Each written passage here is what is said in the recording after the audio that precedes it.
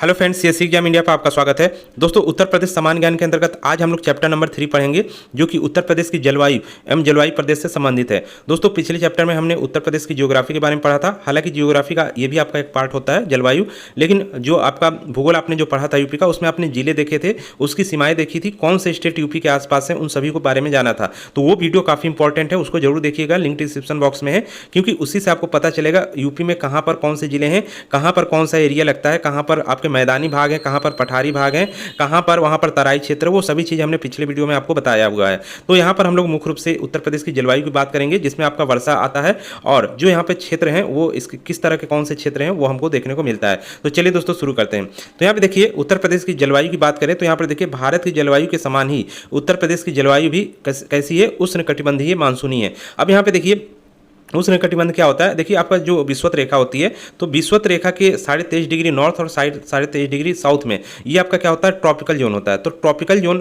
आपका उष्णकटिबंध के अंतर्गत आ जाता है। तो यूपी का जो जलवायु है वो भी आपका उष्णकटिबंधीय आती है, क्योंकि भारत भी उष्णकटिबंधीय मानसूनी जलवायु के अंतर्गत आता है, तो यूपी भी उसी के अंतर्गत आ जाता है। और कहीं कहीं यूपी की जलवायु को समशीतोष्ण कटिबंधीय, समशीतोष्ण उष्णकटिबंधीय भी कहा जाता है। इसके साथ ही अधिकतर जगह यूपी की जलवायु को लिखा मिलेगा आपको उपोष्ण कटिबंधीय। तो सबसे ज्यादा यहाँ पर ये वाला ध्यान रखिएगा, उपोष्ण कटिबंधीय यूपी की जलवायु यहाँ पर है। अब यहाँ पर किस कारण से, उनको कारणों की यहाँ पर चर्चा करते हैं। उत्तर प्रदेश की जलवायु में धरातलीय विषमताओं, समुद्र से दूरी, समुद्र तल से ऊंचाई एवं स्थलखंड की विशालता के कारण विषमता पाई जाती है। अब ऐसा नहीं कि पूरा का पूरा यूपी में ही आपका एक ही समान जलवायु रहती है, ऐसा नहीं है। देखेंगे आप, ऊपर का क्षेत्र एरिया अलग है, वहाँ की जो चीज़ें हैं जियोग्राफी की दृष्टि से अलग है, और नीचे का जो है वो अलग है। नीचे पठार आ जाता है, पथरीला इलाका आ जाता है, वहीं ऊपर आप दलदली भाग देखते हैं। तो वो सब यहाँ पर हम चर्चा करेंगे। नेक्स्ट यहाँ पर देखिए, तराई क्षेत्रों में ये नमी ले रहे हैं। तराई क्षेत्र कौन से हैं, हमने पिछले वीडियो में आपकी बात की थी। मैप जरूर देखिएगा, क्योंकि उत्तर प्रदेश में मैप के जरिए ही आप अच्छे तरीके से यहाँ पर सभी चीज़ों को समझ पाएंगे, और एक बार मैप के जरिए आप समझ गए तो सभी चीज़ें और आसानी से समझ जाएंगे। तो मैप में हमने वहाँ पर बात की थी आपके यूपी के सबसे उत्तर के जो जिले आते हैं, पश्चिम से लेकर पूर्व तक चले जाइए और सबसे ऊपर रहिए, वहाँ पर जो जिले के अंतर्गत जो एरिया आता है वो तराई क्षेत्र के अंतर्गत आ जाता है। क्योंकि यहाँ पर किस कारण से, क्योंकि देखिए हिमालय आपका है, हिमालय के नीचे आपका नेपाल लगा हुआ है, और नेपाल के नीचे आपका यूपी यहाँ पर जुड़ा हुआ है। तो नीचे का एरिया यहाँ पर अधिकतर कैसा है, तराई क्षेत्र वाला है, और इसके साथ ही भाबर प्रदेश भी यहीं पर आपका मिलता है। तो पहले आपका भाबर प्रदेश मिल जाएगा, उसके जस्ट नीचे आपका तराई क्षेत्र लगा हुआ है, जहाँ पर क्या है कि पूरा दलदली इलाका ये है। तो यहाँ की जलवायु आर्द्र हमेशा बनी रहती है, कभी भी यहाँ पर आपको एकदम सूखा मौसम नहीं देखने को मिलेगा। नेक्स्ट यहाँ पे देखिए, पठारी क्षेत्रों में क्या है, अब नीचे आपका पठार इलाका हो गया, बीच में पूरा क्या है, यूपी के बीच में जहां गंगा यमुना नदियां बहती हैं, उससे जितने भी जिले टच हैं और आसपास के जो जिले हैं वो सभी मैदानी क्षेत्र के अंतर्गत आते हैं, क्योंकि वो सभी समतल हैं। समतल यहाँ की क्या है, पूरा एरिया है, तो उसके अंतर्गत आ जाते हैं। नेक्स्ट यहाँ पर देखिए, दक्षिणी पठारी क्षेत्र की यहाँ पर ग्रीष्म ऋतु में यानी कि गर्मियों में नमी नहीं रहती है, यानी पठारी जो इलाका है नीचे वाला, क्योंकि पूरा पथरीला है और यहाँ पर बिल्कुल शुष्क हो जाता है गर्मी वाले मौसम में, एकदम मतलब समझ लीजिए लू जो रेगिस्तान, क्योंकि रेगिस्तान में क्या होता है वहाँ पर रेत होते हैं, लेकिन यहाँ पर क्या है, पथरीला इलाका है, पहाड़ है, तो पठार है, तो पथरीला इलाका की वजह से मतलब एकदम गर्म यहाँ पर की जलवायु रहती है, शुष्क, जैसे रेगिस्तान में रहती है वैसे ही। नेक्स्ट यहाँ पे देखिए, मैदानी भाग सामान्यतः शीत ऋतु में अधिक ठंडे होते हैं और ग्रीष्म ऋतु में अधिक गर्म रहते हैं। तो मैदानी भाग भी क्या रहते हैं, क्योंकि यहाँ पर हिमालय के कारण ये सब चीज़ें आपको देखने को मिलती है, और हिमालय के ज़्यादा दूर आपका यूपी नहीं है, पास ही में है बिल्कुल। तो यहाँ पर क्या होता है कि शीत ऋतु में अधिक ठंडी और ग्रीष्म ऋतु में अधिक गर्म यहाँ पर बना रहता है। सहारनपुर से देवरिया तक की बात करें तो इस क्षेत्र की जलवायु कैसी है, अस्वास्थ्यकर है। क्यों, क्योंकि यहाँ पर ये तराई क्षेत्र है, और तराई क्षेत्र में हमेशा नमी रहती है, हमेशा दलदल है, मलेरिया और मच्छर यहाँ पर प्रकोप रहता है, और इसी कारण से यहाँ की जलवायु आपकी अस्वास्थ्यकर होती है। नेक्स्ट यहाँ पे देखिए, राज्य का दक्षिणी भाग क्या होता है, पठारी है, पथरीला है, और यहाँ का धरातल बंजर है।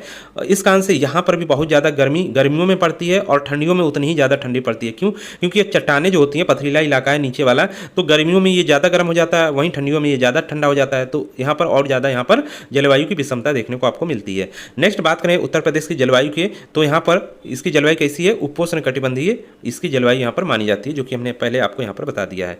नेक्स्ट अब दोस्तों यहाँ पर बात करते हैं वर्षा के वितरण के आधार पर।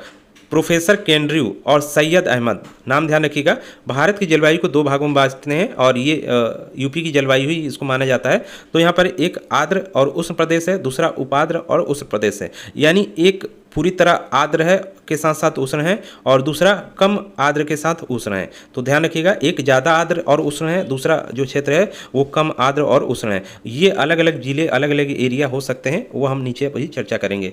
नेक्स्ट यहाँ पे देखिए, आर्द्र और उष्ण प्रदेश के अंतर्गत कौन से एरिया आता है, कौन से जिले आते हैं। मैप में ये जिले आप देखेंगे तो एरिया अपने आप आपको पता चल जाएगा। तो यहाँ पे देखिए, आर्द्र और उष्ण प्रदेश के अंतर्गत देखिए बिजनौर, मुरादाबाद, बरेली, रामपुर, पीलीभीत, लखीमपुर खीरी, गोंडा, बस्ती, गोरखपुर, देवरिया, शाहजहांपुर, सीतापुर, बाराबंकी, फैजाबाद, गाजीपुर, जौनपुर, वाराणसी, मिर्जापुर, ये सब जिले आ जाते हैं। मिर्जापुर जो कि आपका चला जाता है आपका यहाँ पर पथरीला इलाका में, तो यहाँ पर उष्ण ये यहाँ की जलवायु रहती है। तो यहाँ पर देखिए आर्द्र और उस प्रदेश वाली जो जलवायु है उसको दो भागों में बांट दिया गया है। एक इसके अंतर्गत तराई क्षेत्र आ जाता है, क्योंकि आर्द्र की बात की जा रही है तो तराई क्षेत्र ही आर्द्र रहेगा आपका, इसको ध्यान रखिएगा। और दूसरा आपका पूर्वी उत्तर प्रदेश आ जाता है जो कि उस के अंतर्गत आ जाता है। तो इन दोनों की यहाँ पर चर्चा करते हैं। देखिए दोस्तों, नेक्स्ट चैप्टर में हम लोग जो पढ़ेंगे वो उत्तर प्रदेश के वन और प्राकृतिक वनस्पतियाँ के बारे में पढ़ेंगे। इस चैप्टर में इसकी चर्चा नहीं करेंगे। नेक्स्ट यहाँ पर देखिए, अब यहाँ पर जो तराई क्षेत्र है, पिछले चैप्टर में हमने काफ़ी इसकी डिटेल में चर्चा की थी। इसके अंतर्गत जो जिले हैं ऊपर वाले पूरे जिले हैं, उत्तर प्रदेश में उत्तर यानी नॉर्थ साइड के पूरे जिले, आप पश्चिम से लेकर पूरब की तरफ चले जाइए, पूरे जिले इसके अंतर्गत आते हैं। तो इसके अंतर्गत जो जिले हैं यहाँ पर लिखे गए हैं, इसको आप देख लीजिएगा। यहाँ पर जो वार्षिक वर्षा होती है 120 सेंटीमीटर से 150 सेंटीमीटर तक होती है। जनवरी माह में क्षेत्र का तापमान 18 डिग्री सेंटीग्रेड रहता है और जुलाई में 30 डिग्री सेंटीग्रेड रहता है। हिमालय की तलहटी में स्थित होने के कारण यहाँ पर दलदली क्षेत्र अधिकता से पाया जाता है और इस क्षेत्र में मलेरिया, फाइलेरिया आदि रोगों का प्रकोप रहता है। तो ये आपका तराई क्षेत्र हो गया, जिसको आर्द्र जलवायु कहते हैं। यहाँ पर यूपी की आर्द्र जलवायु अभी कभी भी पूछ दे कि कहाँ पर पाया जाता है, नॉर्थ, साउथ, ईस्ट, वेस्ट, तो आपका कहाँ चला जाएगा, नॉर्थ में चला जाएगा। या पश्चिमोत्तर भी लिख दे तो पश्चिमोत्तर में ये पाया जाता है। यानी कि नॉर्थ तो रहेगा ही और साथ में ईस्ट की तरफ रहेगा, अधिकतर ईस्ट की तरफ ही आपका ज़्यादा तराई वाला एरिया। उसके नीचे जब बढ़ेंगे यानी ईस्ट की यहाँ पर वेस्ट यहाँ पर देखिए ये वेस्ट है आपका, ध्यान रखिएगा, इधर वेस्ट है तो नॉर्थ वेस्ट की साइड आपका यहाँ पर ज़्यादा तराई रहेगा। नीचे जब जाएंगे यानी ईस्ट की तरफ तो ये तराई का जो संकरा होता चला जाता है, यानी एरिया कम होता चला जाता है। ज़्यादा अधिकतर आपका ईस्ट की तरफ ही है, यानी सहारनपुर के नीचे से जैसे ही शुरू आपका होता है तराई वाला इलाका, यहाँ पर ज़्यादा मात्रा में है। नेक्स्ट यहाँ पे देखिए पूर्वी उत्तर प्रदेश। अब इसके अंतर्गत जो क्षेत्र आते हैं देखिए, तो इसके अंतर्गत देखिए शाहजहांपुर, सीतापुर, बाराबंकी, फैजाबाद, बलिया, गाजीपुर, जौनपुर, वाराणसी, इलाहाबाद, मिर्जापुर, ये क्षेत्र आ जाते हैं। यहाँ वार्षिक वर्षा देखिए 100 से 120 सेंटीमीटर तक रहती है। क्षेत्र में वर्षा की मात्रा पूर्व से पश्चिम की ओर कम हो जाती है। अब देखिए पूर्व से पश्चिम की ओर, पूर्व कहाँ है, इधर है, और ऊपर जाए इधर साइड जाएंगे तो पश्चिम हो जाता है, और ऊपर आपका नॉर्थ है, नीचे साउथ है। तो पूर्व से पश्चिम की ओर जाएंगे तो वर्षा की मात्रा क्या हो जाती है, कम होती जाती है। वाराणसी और इलाहाबाद में वर्षा क्रमशः 103 और 96 ये आपका सेंटीमीटर रहता है। अब देखिए यहाँ पर दूसरा जो यहाँ पर जलवायु प्रदेश है वो आपका उपाद्र है, यानी कम आर्द्र वाला, और उष्ण प्रदेश यानी कम आर्द्र के साथ साथ उष्ण प्रदेश। तो ये इसमें कौन कौन सा आते हैं, तो इसमें देखिए उत्तर प्रदेश के जो मध्यवर्ती मैदान है, यानी पूरा यूपी की बात करें तो बीच वाला जो एरिया है, जहाँ गंगा यमुना का एरिया जो आता है, तो ये वाला एरिया क्या होता है आपका इस जलवायु के अंतर्गत आता है। इसके अलावा पश्चिमी मैदान हो गया, बुंदेलखंड के पहाड़ी और पठारी क्षेत्र आ गए, तो इसके अंतर्गत ये भी आते हैं। और इस क्षेत्र में आपका जो वर्षा होती है, यहाँ पे जो वर्षा होती है वो आपकी पठारी क्षेत्र में वर्षा 50 से 100 सेंटीमीटर के मध्य होती है। पूरी की पूरी बात की जाए, क्षेत्र में वर्षा की समानता के आधार पर 3 उप विभागों में विभाजित किया गया, यानी कि उपाद्र और उष्ण जलवायु प्रदेश को फिर से 3 भागों में बांट दिया गया है। इसको देख लेते हैं। यहाँ पर पहला आपका जो एरिया है मध्यवर्ती मैदान आ जाता है, वही गंगा यमुना वाला। पश्चिमी मैदान आ जाता है, अब पश्चिम की तरफ भी आपके मैदान आ जाते हैं। देखिए यूपी की बात करें तो यहाँ पर पूरा यूपी का इस तरह मैप लीजिए, इसको 4 भागों में डिवाइड कर दीजिए। इधर आपका ईस्ट हो गया, इधर वेस्ट हो गया, ऊपर नॉर्थ हो गया, नीचे साउथ हो गया। तो यहाँ पे देखिए ये बिल्कुल मध्य वाला इलाका जो है ये आपका गंगा यमुना का मध्यवर्ती मैदान कहलाता है। उसके अलावा ये आपका पश्चिमी मैदान हो जाता है, इधर पूर्वी मैदान हो जाता है, नीचे आपका पठारी क्षेत्र हो जाता है, ऊपर आपका वही तराई वाला क्षेत्र हो जाता है। तो इसको ध्यान रखिएगा। और ये जो ये वाला एरिया है बीच वाला, ये काफ़ी ज़्यादा है, सबसे ज़्यादा यूपी में मैदानी भाग है। तराई वाले क्षेत्र कम है और पठारी क्षेत्र कम है, सबसे ज़्यादा मैदानी भाग है, पूरा का पूरा मैदानी भाग है। तो नेक्स्ट यहाँ पे देखिए पश्चिमी का मैदान हो गया, मध्यवर्ती मैदान हो गया, बुंदेलखंड का पहाड़ी और पठारी क्षेत्र आ गया। और जो आपका यहाँ पर नीचे का जो पठारी और अन्य जो भाग था वो आपका ऊपर वाले पार्ट में आपने पढ़ लिया है। तो ये देखिए मध्यवर्ती मैदान में जो आता है एरिया, कौन कौन से जिले आ जाते हैं देख लेते हैं यहाँ पर। शाहजहांपुर, फर्रुखाबाद, हरदोई, उन्नाव, लखनऊ, सुल्तानपुर, रायबरेली, प्रतापगढ़, इलाहाबाद, ये सब जिले इसके अंतर्गत शामिल है। मध्यवर्ती गंगा मैदान, क्योंकि गंगा इन जिलों से होकर जाती है, तो मैदान पूरा मैदानी इलाका है ये। यहाँ पर जलवायु आपकी कौन सी पाई जाती है, यहाँ पर कम आर्द्र वाली पाई जाती है।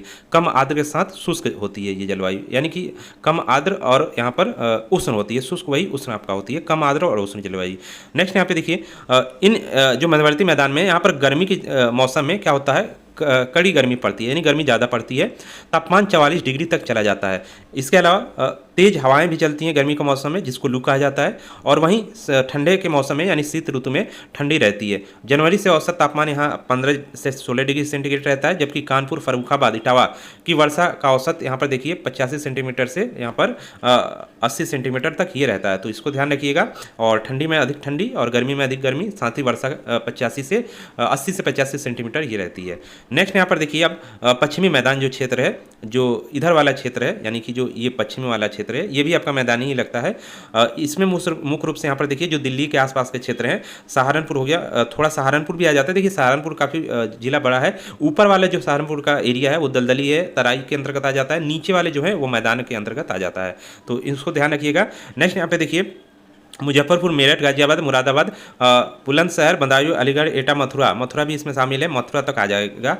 मैनपुरी, ये सब जिले आपके पश्चिमी मैदान के अंतर्गत आते हैं। यहाँ पर शीत ऋतु में तापमान अधिक थोड़ा मतलब कम रहता है, ज़्यादा ही, यानी ठंडी थोड़ी ज़्यादा पड़ती है, 12 से 14 डिग्री हो जाता है। इसके अलावा यहाँ पर देखिए चक्रवात द्वारा शीतकाल में भारी वर्षा होती है। भारी नहीं होती है, केवल थोड़ी बहुत वर्षा होती है, ध्यान रखिएगा। चक्रवात आपके क्योंकि आपके आते हैं शीत ऋतु में भी चक्रवात आ जाते हैं।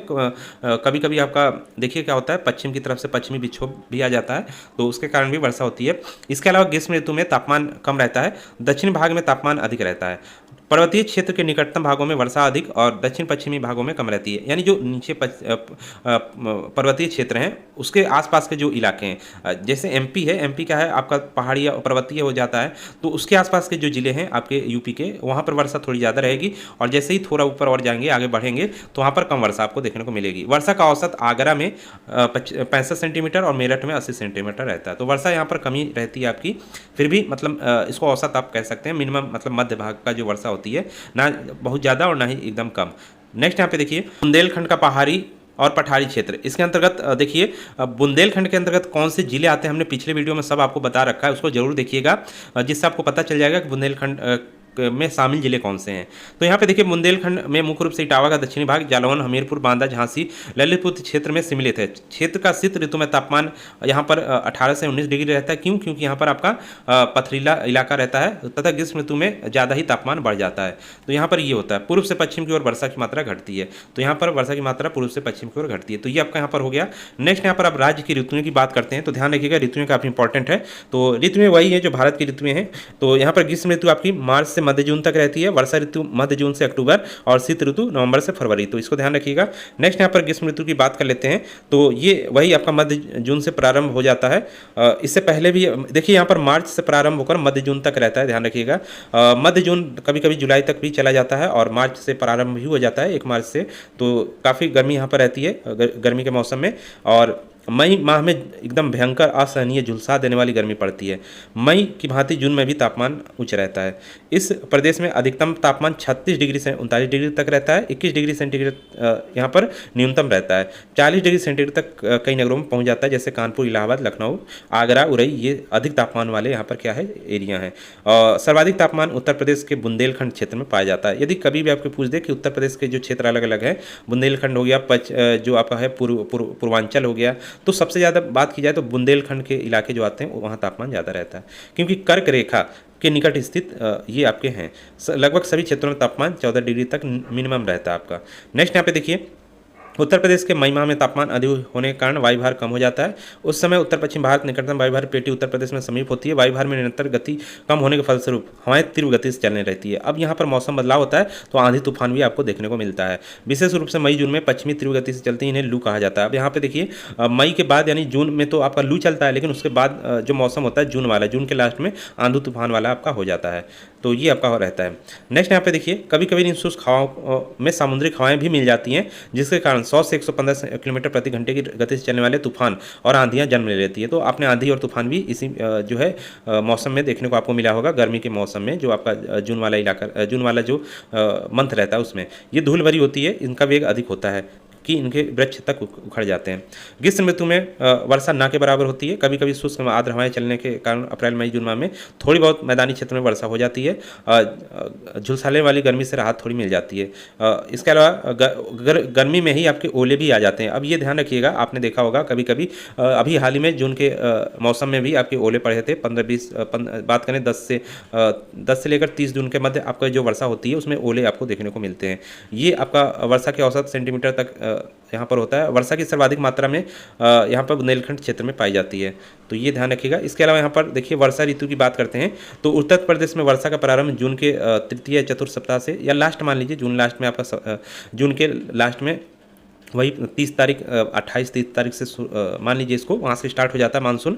और मानसून का प्रवेश होता है बिहार राज्य के मैदानी भागों से होता हुआ बंगाल की खाड़ी का मानसून उत्तर प्रदेश के पूर्वी भागों में प्रवेश करता है।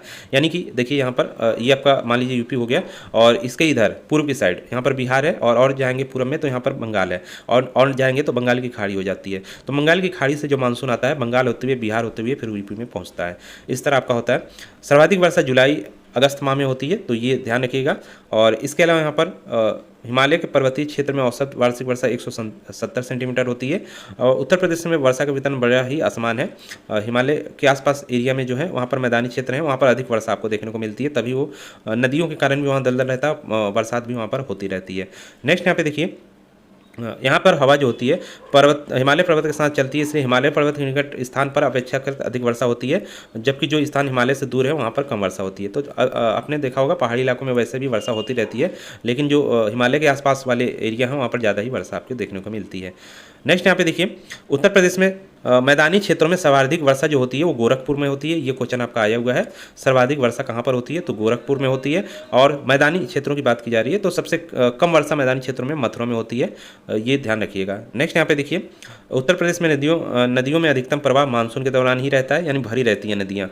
सामान्यतः उत्तर प्रदेश का पूर्वांचल क्षेत्र सबसे अधिक बाढ़ से प्रभावित होता है, क्योंकि देखिए इधर क्या होता है, वर्षा पहाड़ी इलाका, यानी कि उत्तर प्रदेश जो आपका है, इस तरह इसको देख लीजिए। मान लीजिए उत्तर प्रदेश के इधर ऊपर वाले हैं एरिया और नीचे वाले चले गए, तो यहाँ पर वर्षा होती है ज़्यादा, और यहाँ से पानी सीधे नदियों में चला जाता है, तो नीचे वाले इलाकों में जाके बाढ़ ला देता है वो। और बिहार, क्योंकि बिहार में भी आपका चला जाता है पानी बाढ़ का, तो बिहार में भी बाढ़ देखने को मिलता है। और यूपी के निचले वाले जिले, यानी कि जो पूर्वी जिले हैं यूपी के, वहाँ आपको बाढ़ देखने को मिलता है, क्योंकि यहाँ पर तो पानी बरस गया, ऊंचाई वाला इलाका है, अब सब पानी उतर कर कहाँ चला जाएगा, नदियों के थ्रू नीचे वाले इलाकों में चला जाएगा, तो बाढ़ आपको नीचे वाले इलाकों में देखने को मिलता है। प्रदेश काल में मानसून वर्षा विभाजक नहीं होती है।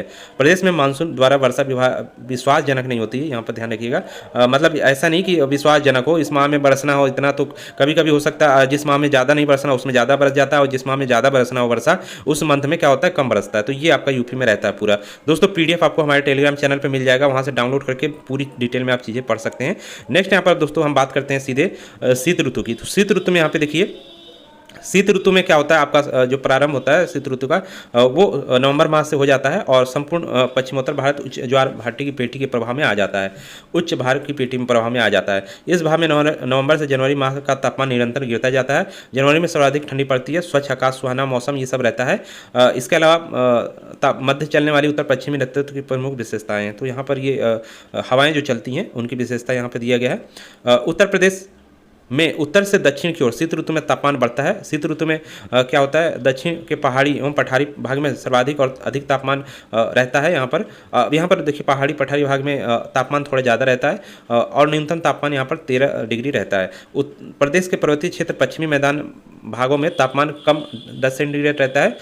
यहाँ पर देखिए प्रदेश का जो पर्वतीय क्षेत्र है और जो पश्चिमी मैदान है, जो पश्चिमी मैदान आपके हो गए इधर वाले, और पर्वतीय क्षेत्र भी यहीं रहते हैं, वहाँ पर तापमान कम देखने को मिलता है। नेक्स्ट यहाँ पे देखिए न्यूनतम में भी एक न्यूनतम आपका तापमान होता है, तो उसको कम कहा जाता है। एक तो आपका न्यूनतम हो गया ठंडी वाला मतलब तापमान, और एक उससे भी न्यूनतम यदि चला जाए, जैसे कि अब मान लीजिए कहीं क्या 13 ठंडियों में 13 है, 15 डिग्री इस तरह तापमान है, और उससे भी न्यूनतम आपका 5, 6, 10 डिग्री तक चला जाए, तो वो इससे भी कम कहलाता है। नेक्स्ट यहाँ पे देखिए, अब इस ऋतु में चलने वाली हवाएं स्थल से चलती हैं और तथा शुष्क होती हैं। देखिए सर्दियों में जो हवाएं चलती हैं वो एकदम शुष्क होती है, लेकिन ये ठंडी होती हैं। मतलब शुष्क तो होती हैं, शुष्क का मतलब यहाँ पे देखिए ऐसा नहीं है कि इसमें गर्मी हो। शुष्क का मतलब ये होता है कि हवा में नमी ना हो, ये होता है शुष्क का मौसम, मतलब हवा में नमी ही ना हो। चाहे वो ठंडी में भी क्या होता है, जो हवाएं चलती हैं ठंडी के कारण वो हमको समझ में नहीं आती कि ये हवाएं मतलब आपको शुष्क नहीं समझ में आती हैं, लेकिन वास्तव में वो हवाएं शुष्क होती हैं। जो आपका त्वचा होता है वो त्वचा की नमी सोख लेती हैं ये भी, और त्वचा आपका यहाँ पर ठंडियों में भी फटने लगता है, ध्यान रखिएगा। क्यों? क्योंकि त्वचा की नमी यदि जाएगी शुष्क मौसम में तो त्वचा रूखा हो जाएगा, शुष्क हो जाएगा। क्योंकि शुष्क का मतलब यहाँ पे होता है हवा में नमी ना हो। भले आपको वो गर्मी में लगता है कि गर्म, क्योंकि गर्म हवाएं गर्मी में चलती हैं वो भी शुष्क होती हैं, और ठंडी में भी शुष्क हवाएं चलती हैं, लेकिन वो ठंडी होने के कारण आपको लगता है कि ये मतलब शुष्क नहीं है, तो इस तरह आपको लगता है। तो नेक्स्ट यहाँ पे देखिए, भूमध्य सागरीय क्षेत्रों में उत्पन्न होने वाले चक्रवात से, यहाँ पर देखिए, अब देखिए भूमध्य सागर से यहाँ पर देखिए कहा गया आपका चक्रवात, जिसको यहाँ पर चक्रवात कहा जाता है, भूमध्य सागर से उत्पन्न होता है। वो उधर से आता हुआ हिमालय से टकराता है और यूपी में ठंडियों के मौसम में भी वर्षा कराता है। तो इसके साथ ध्यान रखिएगा, और इसके साथ ही यहाँ पर ओलावृष्टि भी आपको देखने को मिलती है इसी ऋतु ठंडी वाले मौसम में भी, क्योंकि इसी चक्रवात के कारण जो होता है। नेक्स्ट यहाँ पे देखिए, इसको आप जब भारत का भूगोल पढ़ेंगे उसमें डिटेल रूप से आपको सब जो भूमध्य सागरीय चक्रवात होता है, पश्चिमी विक्षोभ होता है, वो सभी आपको पढ़ने को मिलेगा। नेक्स्ट यहाँ पर आप देखिए दोस्तों, उत्तर प्रदेश के प्राकृतिक वनस्पति हम लोग नेक्स्ट चैप्टर में पढ़ेंगे। इस चैप्टर में इतना ही आपका था। मुख्य रूप से यहाँ पर जो जलवायु होती है आपकी यूपी की, इसको देख लीजिएगा, कहाँ पे कौन सी जलवायु है, कौन से एरिया में कौन सा है, और इसके अलावा मौसम तो आपने देख ही लिया। नेक्स्ट एमसीक्यू के माध्यम से जो भी और क्वेश्चन आपके बचेंगे, जो भी प्रश्न में डाउट होगा वो सब क्लियर कर दिया जाएगा। एमसीक्यू में और ज़्यादा यहाँ पर प्रश्न होंगे, जिससे आपको और यहाँ पर टॉपिक क्लियर हो जाएगा सही से। तो दोस्तों इस वीडियो में इतना ही था, मिलते हैं नेक्स्ट वीडियो में। PDF डाउनलोड करके इसको एक बार जरूर पढ़ लीजिएगा, जिससे आपको और अच्छे से ये सब चीज़ें समझ में आ जाए। हालांकि डिटेल में यहाँ पर हमने सब चीज़ें दे रखी हैं, और मैप के साथ आप इसको पढ़ेंगे तो और चीज़ें आपको डिटेल में समझ में आएंगी। इस वीडियो में इतना ही, मिलते हैं नेक्स्ट वीडियो में।